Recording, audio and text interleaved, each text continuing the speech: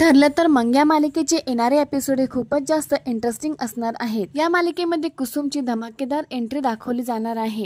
कुसुममुळे सर्वांना समजणार आहे की प्रतिमा जिवंत आहे। तर मित्रांनो, येत्या प्रोमो मध्ये दाखवण्यात आला आहे सायली कुसुमला फोनवरून सांगते, पूर्ण आजीने मला सून म्हणून स्वीकारलं आहे आणि घराची जबाबदारी, घराच्या चाव्या सुद्धा माझ्याकडे दिल्या आहेत। मी खूप खुश आहे। कुसुमला पण हे सर्व ऐकून खूप बरं वाटतं।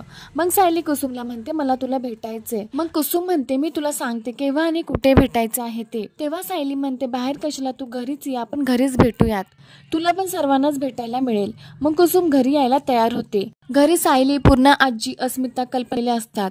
तेवढ्यात कुसुम तिथे येते। कुसुम म्हणते, येऊ कात। कुसुमला तिथे बघून सायली खूप खुश होते। कुसुम येऊन बसते आणि पूर्ण आजींना विचारते, कशा आहात तुम्ही। कुसुमला वाटतं पूर्ण आजी तिला बघून रागवतील, चिडतील, पण तसं काहीच झालं नाही। पूर्ण आजी म्हणतात, मी ठीक आहे, तू कशी आहेस। आणि पूर्ण आजी विमलला कुसुमसाठी चहा नाश्ता आणायला सांगतात। नंतर सगळेजण गप्पा मारतात। गप्पा मारत असताना कुसुमचे लक्ष भिंतीवर असलेल्या प्रतिमाच्या फोटोकडे जाते। तो फोटो बघून कुसुमला खूप मोठा धक्का बसतो। कुसुम मनातल्या मनात म्हणते, कविता ताई इथे। नंतर कुसुम सायलीला विचारते, हा फोटो कुणाचा आहे।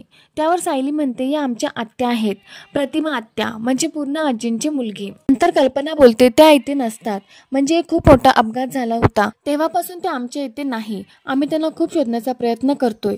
तेव्हा पूर्ण आजी म्हणते, माझी प्रतिमा एक ना एक दिवस माझ्याकडे नक्की येईल आणि म्हणेल, पूर्ण आई आले मी, याच आशेवर जगते मी। तेव्हा कुसुम म्हणते, पूर्ण आजी तुम्हाला वाटते तसं नक्की होईल, कारण या जिवंत आहे। तुम्हाला माहिती, या खूप दिवस माझ्याकडेच राहिल्या होत्या। सायलीवर जेव्हा हल्ला झाला होता तेव्हा यांनीच तिला रक्त दिलं होतं, पण त्यांना बोलता येत नाही आणि त्यांच्या काही लक्षात देखील नाही, म्हणून त्या इकडे आल्या नसतील। हे सर्व ऐकून सर्वांनाच खूप मोठा धक्का बसतो।